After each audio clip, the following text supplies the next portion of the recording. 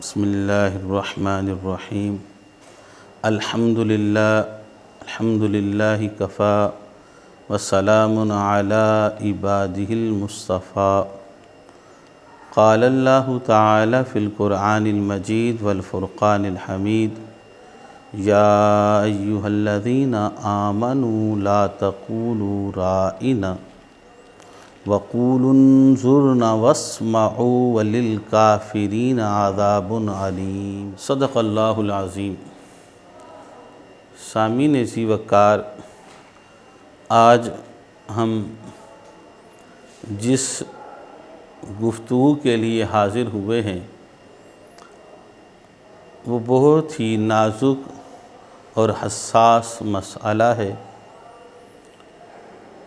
نبی اکرم صلی اللہ علیہ وآلہ وسلم کی ذات مقدسہ وہ ذات مقدسہ ہے جو ہر مومن کی جان ہے، روح ایمان ہے، روح کائنات ہے۔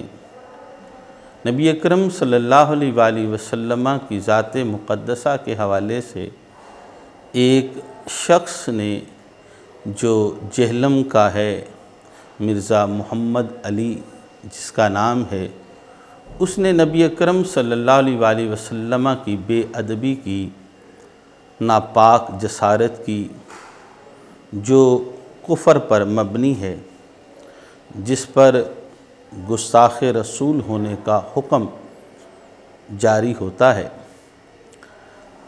مگر کچھ عوام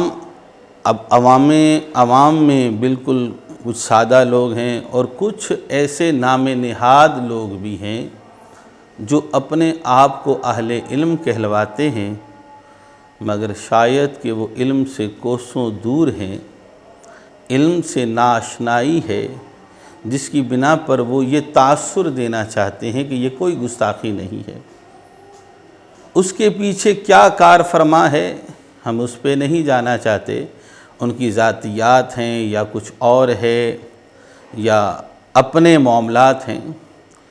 ہم صرف اتنی عوام اہل سنت سے اور دوسرے احباب سے، دیگر لوگوں سے اور علماء اہل سنت سے، مشائخ عظام سے یہ گزارش کرنا چاہتے ہیں کہ یہ جو قضیہ ہے کہ نبی اکرم صلی اللہ علیہ وآلہ وسلم کی بے ادبی یہ کفر ہے، یہ کبریٰ پر کسی کو کوئی کلام نہیں ہے، یہ ایک مسلمہ قضیہ ہے کہ سرکار کی بے ادبی کفر ہے۔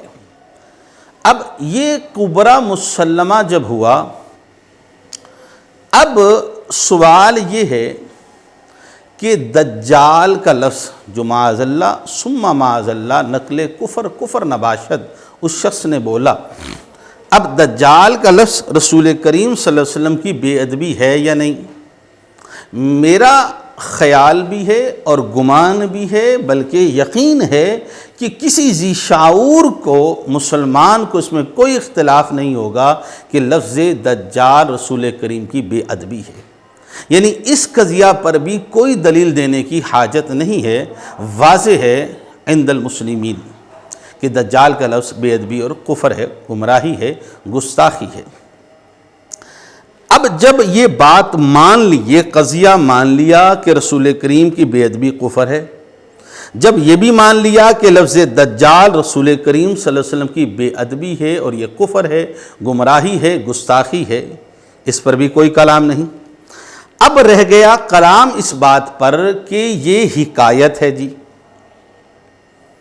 یاد رہے، دھوکہ دینا نبی اکرم صلی اللہ علیہ وسلم کی ذات مقدسہ پر جو اس نے یہ لفظ کا اطلاق کیا ہے، معاذ اللہ ثم معاذ اللہ، یہ جو دشنام ہے، سب و شتم ہے، یہ لفظ جو ہر مسلمان بولنے میں کانپتا ہے، کپ کپی طاری ہوتی ہے، لرزتا ہے، ڈرتا ہے کہ یہ لفظ بولا جائے، سوچنا بھی گوارا نہیں کرتا، اس شخص نے بولا کسی کے اعتبار سے، کہا کہ یہ کرسچن عیسائی لوگ یہ لفظ استعمال کرتے ہیں۔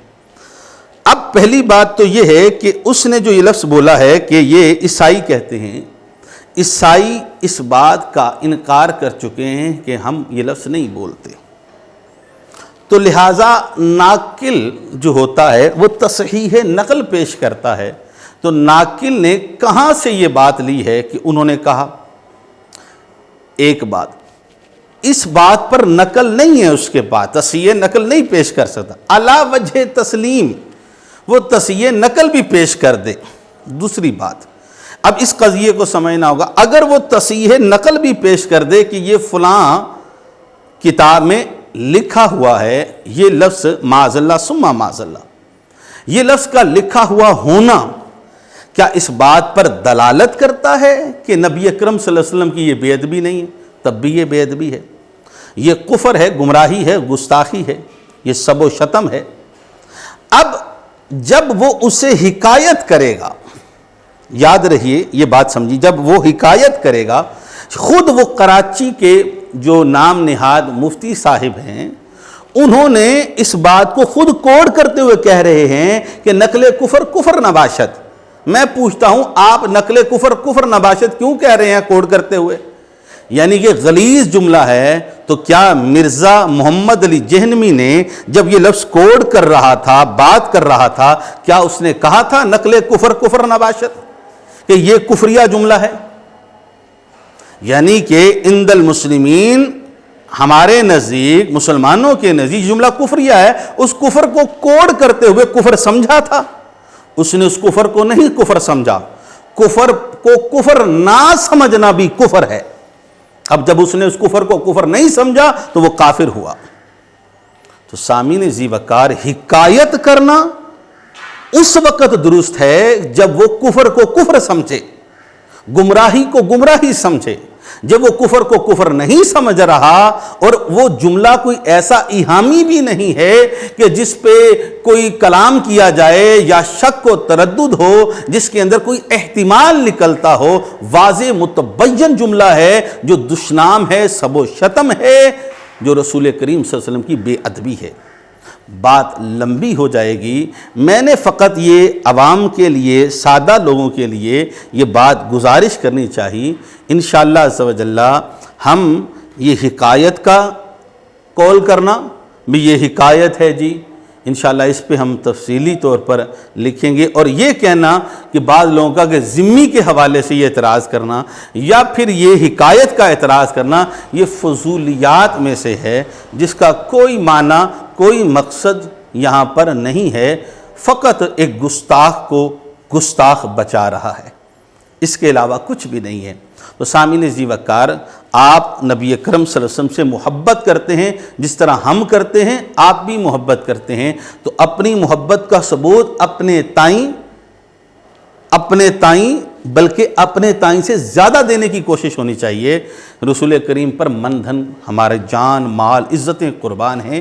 تو جہاں بیٹھیں، گفتگو ہو، جو آپ کر سکیں قلم کے ذریعے، زبان کے ذریعے، جو کچھ بھی رسول کریم کی عزت کا، ناموس کا دفاع کریں تاکہ کل قیامت میں سرخرو ہو سکیں. یا رسول اللہ، آپ پر جو بات کسی نے کی تھی، ہم بھی ان دفاع کرنے والوں میں، یا آپ کی عزت پہ پہرا دینے والوں میں، یا رسول اللہ آپ کی ناموس کی بات کرنے والوں میں ہمارا بھی شمار ہے. تو سامعین ذی وقار، ان علماء اہل سنت سے بھی گزارش کروں گا معذرت کے ساتھ مجھے ایک خاص طبقے سے نہ شمار کیا جائے، یہ بدگمانی نہ کی جائے. میں اپنی بعض تحاریر میں بھی عرض کر چکا ہوں، مجھے خاص طبقے کے ساتھ نہ جوڑا جائے. میں اہل سنت، مسلک اہل سنت المعروف بریلوی جسے کہا جاتا ہے، میرا اس سے تعلق ہے. سامعین ذی وقار، مجھے اس طبقے سے مت جوڑیں. جو حق بولے گا ہم حق کے ساتھ ہیں. اگر حق کا نعرہ اس شخص نے لگایا ہے اور جرأت کی ہے اور اس حق کے نعرے کو بیان کیا ہے تو اس کے حصے میں، اس کی سعادت میں یہ نیکی آئی تو ہم اس کے ساتھ کھڑے ہیں. یہ بات بالکل صحیح ہے. جو گستاخی ہے ہم اس کا من و ان اس فتوے کی تائید کرتے ہیں.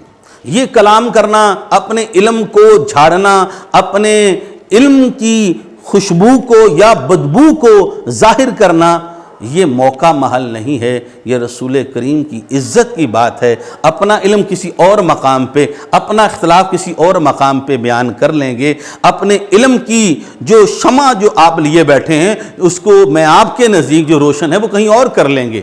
یہ مقام رسول کریم صلی اللہ علیہ وسلم کی عزت کا ہے، ہم ان کے ساتھ ہیں۔ یہ ان کے ساتھ ہونا یہ نہ ان کو بڑا کر رہا ہے، میں سمجھتا ہوں نہ ہونا نہ ان کو چھوٹا کر رہا ہے، بلکہ ان کے ساتھ ہونا ہم کو بڑا کر رہا ہے۔ تو سامعین ذی وقار سرکار کی عزت پہ پہرا دے کے اخروی سعادت کا ذریعہ بنائیں، نہ کہ خاموشی اختیار کر کے، خاموش رہ کے اس بات میں کہ اس نے کہا ہے ہم تائید نہیں کرتے۔ بعض احباب ایسی گفتگو بھی کر رہے ہیں اور اس کا پس منظر بھی یہی ہے۔ بعض احباب کا اللہ سے ڈریے، اللہ سے ڈریے، رسول کریم کی عزت و ناموس پہ پہرا دیجئے۔ میں نے جو آیت بھی پڑھی آپ غور فرمائیے، آیت بھی یہ بات کو واضح کر رہی ہے۔ کیا فرمایا؟ انظرنا۔ سامعین ذی وقار وہ رائنا کہتے تھے، صحابہ تو یہ بات کرتے ہی نہیں تھے، صحابہ تو یہ معنی لیتے ہی نہیں تھے، وہاں تو دور دور تک یہ احتمال بھی موجود نہیں ہے، لیکن اللہ نے منع فرما دیا۔ اب جو لفظ یہ بولے گا، رائنا کہے گا، تو اس پہ قرآن نے وعید خود سنا دی۔ تو سامعین ذی وقار رائنا لفظ بولنا جس کا معنی درست ہے، لیکن انہوں نے اس معنی کو بگاڑا، غلط معنی لیا، اللہ نے اس سے بھی منع فرما دیا۔ یہ اللہ تبارک و تعالیٰ کے قرآن کا مزاج ہے اپنے محبوب کی شان اقدس کے لیے۔ جب اللہ کے قرآن کا یہ مزاج ہے، لفظ صحیح کا اطلاق بھی جب غیر موضوع ہو جائے اور اطلاق درست نہ رہے، عرف کے اعتبار سے صحیح ہو، اس وقت بھی اللہ فرماتا ہے میرے محبوب کے لفظ نہ بولا جائے۔